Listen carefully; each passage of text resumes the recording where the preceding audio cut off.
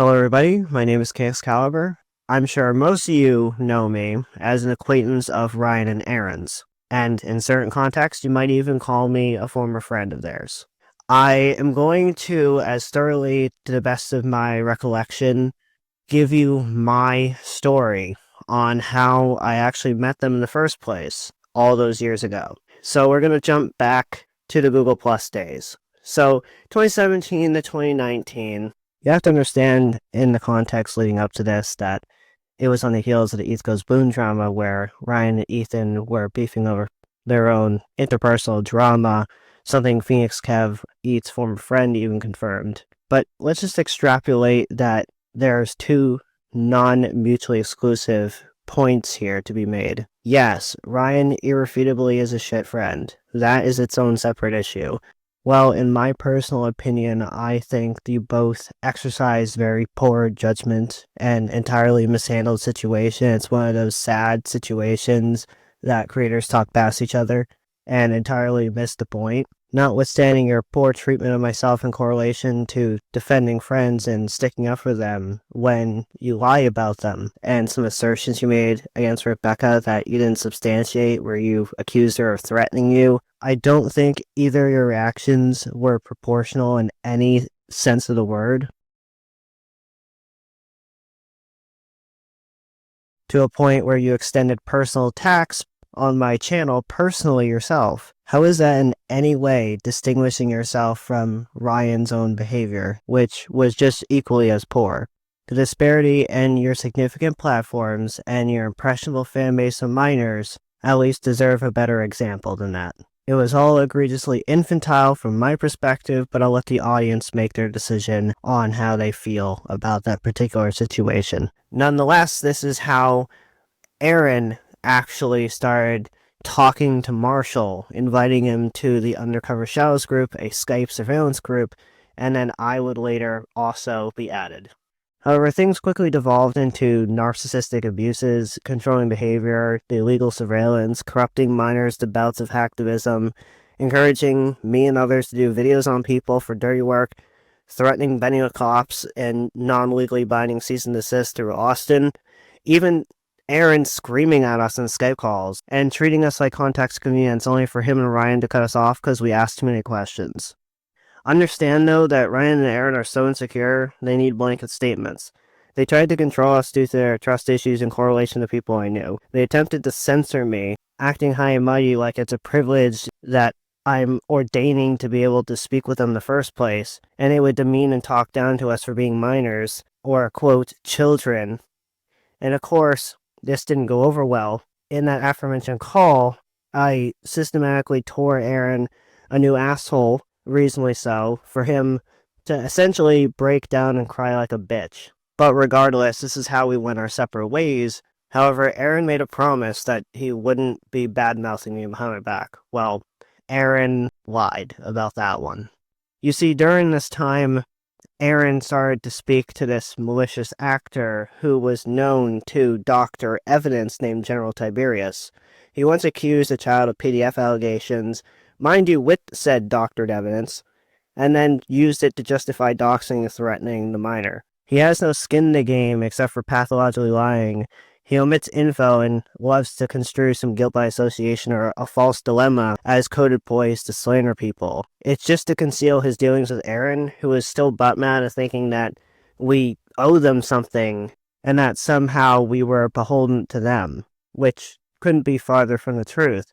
So next, Ryan and Aaron further accused a friend of mine, Will, of sexual misconduct and exaggerated the entire dumb stunt.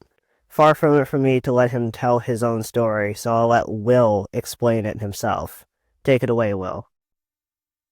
Hello, this is Will, Nightmare Crazy Geek, NFDG, whatever I was called back in the day. And I am here on King's video to discuss my side of the story and what happened during these last couple of years. So let's start with back in late 2018, where I was around 15 years old. I was with some of my friends. We just got done recording a video, and right after it got off, there was this one person who I didn't like at the time was saying how she was pregnant and stuff. And I was confused. I'm like, what? And they were a minor saying this shit. So I was like, there's no way. So I reverse searched it, a sonogram they sent in the chat, and found out that she stole a sonogram and used it in saying that it was her sonogram. So I was like, oh, this is probably they're attention seeking. Awesome. So I warned Aaron, of course, for some reason I warned Aaron first thing. Let's just say he didn't take it well, and he spread it to everybody, to the point where everyone unfriended me and saying that I caused a bunch of drama, and it caused Rye to unfriend me too. Everyone blocked me, saying how actions have consequences. And Aaron just let this shit happen. He did not give a shit because he thought I was this terrible human being.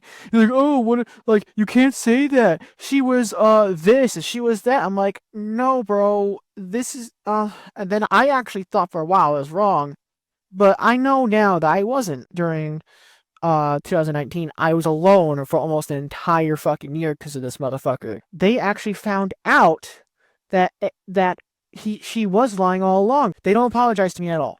During this time too, I still had a girlfriend, and a couple months later on, he decided to butt into a relationship, and he found out about what me and our girlfriend did in closed doors, and he accused me of essaying her. Like, I didn't really know what the term really meant at the time. And the fact that he did this when I was 15 is so fucked up. I'm still traumatized from what happened that year, because now I'm afraid I'm going to lose my friends because of what I say now, because I have to I want sometimes reassurance from others if I'm doing anything wrong. There's merely Ryan and Aaron that made me think this way, and I still think this way. And it sucks. I don't want to be like this. I don't want to think like this. And that's why I fucking hate these two so fucking much. Because look what they did this to so many people, including me. And this is not even there's so many other things that Aaron did that year, and I hate him for it. He fucking broke me and my girlfriend up. He's done other things too, like he tried to force me to be with somebody. And honestly, y'all that still stick with him after the really terrible things that he's done, y'all should be fucking ashamed of yourselves. You guys are adults too. These people, some of them are adults, still hang out with them, and they forgive him. Oh, he should be forgiven. No, he shouldn't. He's traumatized and bullied so many fucking people, made us terrified of him when we were kids. But now we know he's just a sad motherfucking bitch who has no fucking life, who doesn't have a job, who sits in his fucking parents' house all day and does nothing. You have caused so much fucking damage to people, and the fact that you still think that you deserve to be on here, and I'm sure you're gonna try. You have struck down channels before, but good luck with trying to strike this down, because I'm pretty sure a lot of people are going to watch this one. Oh boy. Good fucking luck, because this time will be way fucking harder. Aaron has not said a word about what he's done to anybody to Holly. He's lied to Holly, to the point where Holly actually believes him on everything. So now when we try to, tell Holly about what's been going on, she's still sided with Aaron and still is with him to this day. Love blinded by all the love blind. Like, I'm sorry. I'm calling you out, Holly. I'm really sorry. You are love blind. But, and like I said, King, will show the screenshots of what Aaron has done to me. He's manipulated me when I was 15 years old into thinking that I am in the wrong, that I'm this bad person. And now I know that. And obviously over time, when I talked to King later that year, in late 2019, that's how I met King, is because I got completely kicked out of the group. None of my friends wanted to talk to me. I told King about what's been going on, and he saw the screenshots, and he basically told me, bro, you didn't essay to anybody. And the fact that they don't fucking believe you is pathetic. He also fucking, tried to DM me and confront me about how I told Holly about all the stuff he's done. He tried to intimidate me with his stupid ass tone. He's like, things will happen to you. I'm like, okay, buddy, that's hilarious, bro. You sit on your ass and talk shit. That's all you do. And you live with your mom still at 30. Anyways, I think that's everything. I'll let King and the others take it from here. God bless everybody.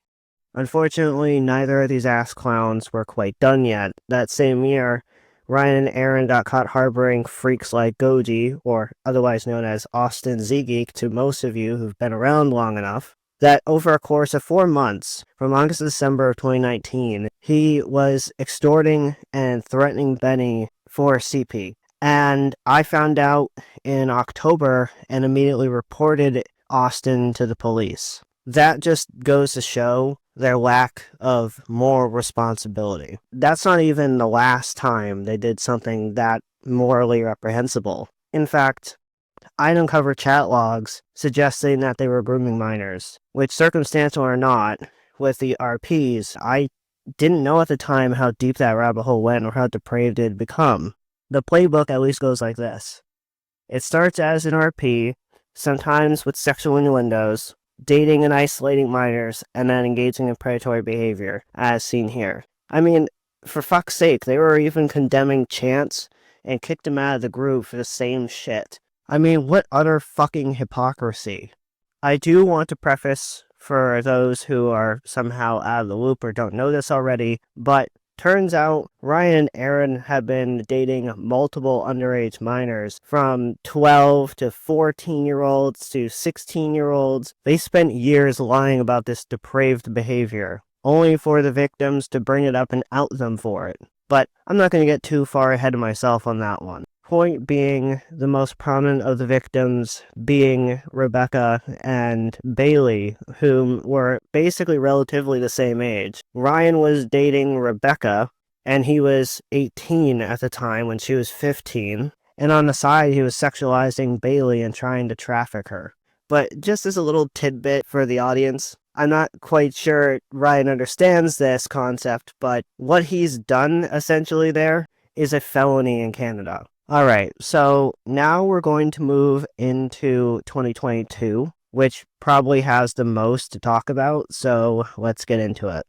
You might be wondering why the victims weren't so forthcoming. It's because they did not want this information posted or public for fear of their safety, in fear of retaliation, to reliving the trauma, and I know the groypers in the audience love to latch on to that catch-22 because they want to prioritize getting a gotcha and a character assassination against somebody they dislike rather than caring about the well-being of the victims, which does showcase their lack of priorities, and the reality is that they're not in it for any other reason than to validate their nonsense. Take heed, these people are clowns. There is also an element that I've yet to explain, which is I didn't see it against the promise that I had made to report Ryan to the Royal Canadian Mounted Police. In fact, I'm the only one who reported him to the authorities, because this was the year that I found out the full extent of what Ryan did.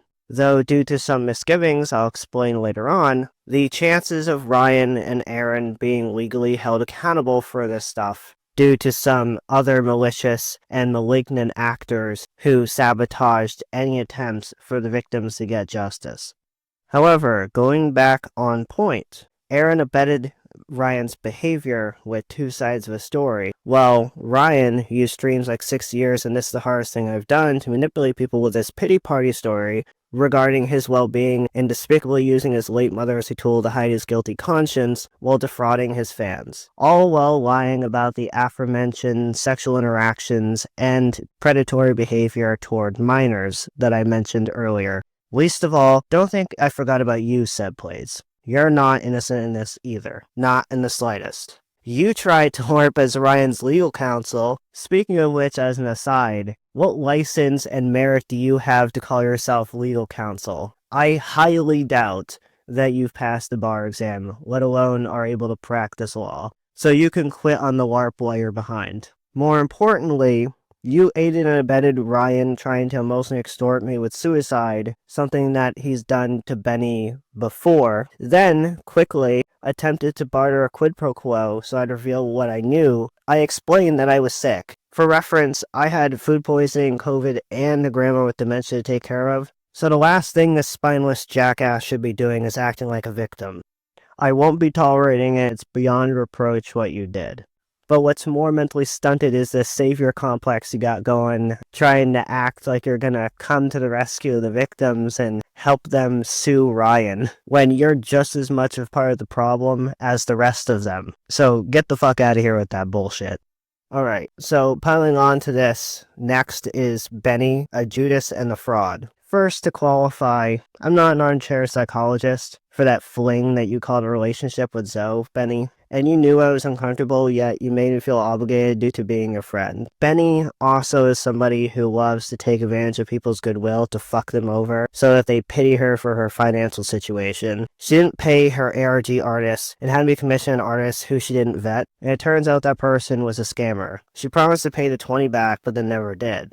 In addition to all this, she also had the audacity to say that I didn't put this out soon enough, which is unadulterated ignorance, because you knew the reason. As victims said, it was centered around their well-being. Talked about mixed parties, because clearly you gave no fucks about them. I was operating and coordinating with the victims, something you never did because of your impulsiveness. Though I was one of many who told you to step away from the situation for good, you never listened. So yeah, I felt justified to make my own server and not tell you things. You can't really blame me, especially after the next bit of bullshit that I'd find out. I caught you gallivanting with Ryan, Goji, and Evan and your personal servers without anyone's consultation, and you engaged in some parasocial grifting LARP like you're some predator hunter. You used Ryan's platform for personal gain, something you criticized Ryan for doing to you. You literally and most astoundingly preemptively open your mouth about stuff trying to pull the trigger on things before anyone could report Ryan to the cops,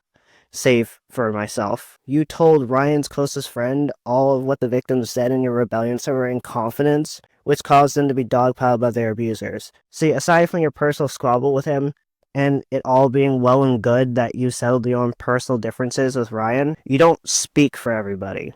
Trying to say that the drama's over and sue for peace when you know what the victims endured is beyond the pale. So no, you don't get to withhold the right to say I told you so. Benny, you literally helped Ryan propagate the whole blame Aaron narrative when both are equally guilty in this. The only reason Tony had to make a cover story for the victims at all, that well, yes, muddied the waters and caused me and Tony to be accused of hacking, which is laughably baseless.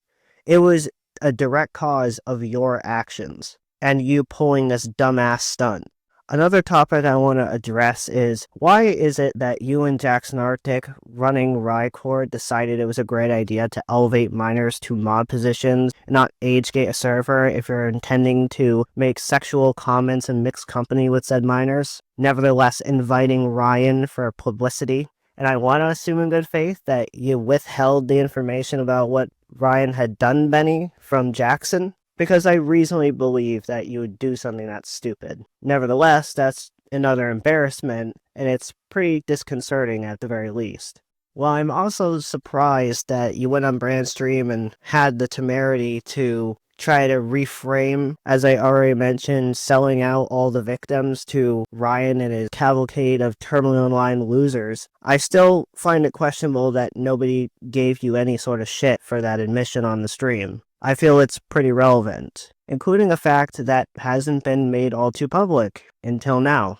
You ordered Ryan's docs, then you mishandled the information and got a minor mixed up in your server with your predator hunting, and that minor went on to leak Ryan's docs publicly. Well, yes, this led to the confrontation of both Benny and the minor. To the minor's credit, at least, they partially admitted they were wrong. Yes, they blew up over being held to task for calling me a predator apologist for Ryan, because I said they shouldn't dox people. They criminally threatened other creators and said that Tony's a rapist without evidence, which is all pretty bad to lie about. I still want to go full circle and point out that Benny, when confronted in the call between me, Patrick, and her, didn't say a single word, didn't so much as apologize. And that should tell you all you need to know about her priorities. She also went to schizo posting about us and reframing Ryan as a safe person to be around and demonizing me and Patrick, with the latter being blocked for arranging the call. When asked to hand Rebellion over instead, she nuked the entire thing, which just exemplifies my overarching point regarding her vanity, the lack of any moral conviction, and her principles. That being said, two miscellaneous points that should be mentioned is Benny made a Cry channel earlier that year, only for Ryan to false copyright strike the channel. Yes, you heard that right. Ryan and Aaron are so desperate to control the narrative that they will false copyright strike channels in an attempt to control the narrative, try to silence any opposition or anyone talking about these things. So if it already wasn't crystal clear how equally infantile they are to the rest of the people who enable them, it is now. Finally, we arrive in the year 2025, with Aaron, who, despite his tone-deaf euphemistic platitudes, he treats accountability as conditional and deleted Bailee's comments because he loves to masquerade his sanctimony and deceit as faith. It's unadulterated narcissism and blatant arrogance. Basically, you can't reconcile it as accountability when he doesn't understand the first thing about it. It's not supposed to be comfortable, nor is it all about you. And moreover, irrespective of how you choose to take it, it's not up to you whether you want to hear it or not. That's the point. Next point is, and should be, no surprise to anybody, because like Ryan before him, Aaron too loves to false copyright strike the Cry channels. Again, demonstrates that they love throwing these little man-child tantrums and crying about things amid other stupidity. This next point I want to preface, it is alleged, but I have reasonable articulable suspicion that this is something that isn't outside Aaron's wheelhouse to do. During the years between 2019 to 2021, he is alleged to have encouraged minors to exchange CP. One last thing I want to discuss before I close out this video is a pertinent one. You can't fix people like this. They don't want help. They want necessitation and validation for their bullshit. I've said that before already, but I want to make it clear. When it gets to a point where you're enabling and abetting criminal behavior and engaging in degeneracy, it's important, like people like us, speak up and report them to the authorities. Because whether you want to admit it or not, people like these are in fact a form of threat and danger to the well-being of minors. Be wary of who you associate or surround yourself with. Also, it's important that you conduct yourself in a proper manner and not engage in vigilantism. Anyway, my name's been King Excalibur. Be safe and have a great 2026. Ha ha ha ha!